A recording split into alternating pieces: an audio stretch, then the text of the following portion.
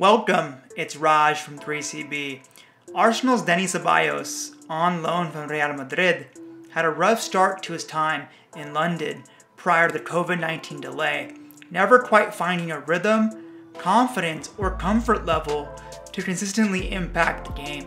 His fluctuations in play were possibly confounded by Arsenal's tumultuous managerial escapades that saw 3 different managers take the helm in Ceballos' first 6 months at the club, and certainly he was hindered by a significant hamstring tear that kept him out for nearly 2 months.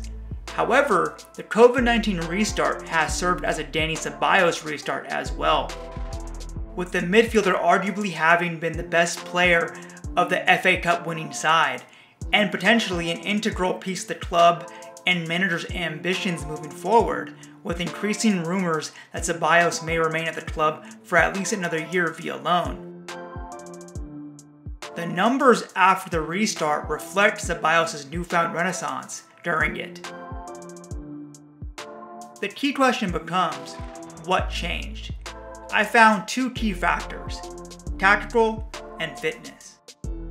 Prior to the COVID-19 delay, Ceballos was primarily used in an advanced left-sided role, whereas since the restart, he's been used in a right-sided, deeper-line midfielder number 8 role, frequently pairing with left central mid Granit Xhaka, who has also thrived under new manager Mikel Arteta.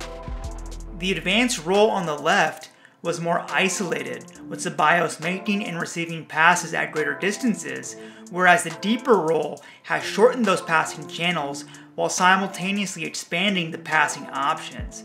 This is not only a byproduct of Ceballos' new positional role, but also Arteta predominantly switching to a 3-4-3 formation that adds a right wing-back passing option, a striker, typically Lacazette, dropping into the false 9 role, and the counterpart central midfielder, Xhaka, tucking in closer. This closer proximity of play and diversifying of options is well suited to Ceballos' key offensive strengths as a technical player who can break the lines via a progressive pass or his dribble. Lastly, Ceballos has become very effective defensively, leading the team in tackles made and ball recoveries post-lockdown. This may be attributed to a more structured and intentional defensive emphasis, with Ceballos focused on defending a smaller area of the pitch, but doing it more effectively. In addition to tactical changes, Ceballos recently commented that his increase in fitness due to the disciplined, dedicated hard work he put in during the team's warm weather training camp in Dubai was an inflection point for his season. There are obvious benefits to an increase in fitness: increased pace to cover ground quicker, quickness and agility to dribble past defenders or stick with them defensively and nick the ball away, strength to out-leverage the opponent, explosiveness and burst to win 50-50 balls, increased endurance to cover more ground. Ceballos has reportedly covered the most ground since the restart began, and complete all these items more effectively for a longer duration on the pitch. There are also numerous unseen and arguably even more important benefits to upping fitness levels. The first is a decrease in injury risk, as greater preparation for in-game demands significantly reduces soft tissue injury risk, especially important for Ceballos coming off a hamstring tear, a notoriously sensitive injury with a high risk for re-injury. Secondly, higher fitness levels are associated with increased rates of learning and learning retention.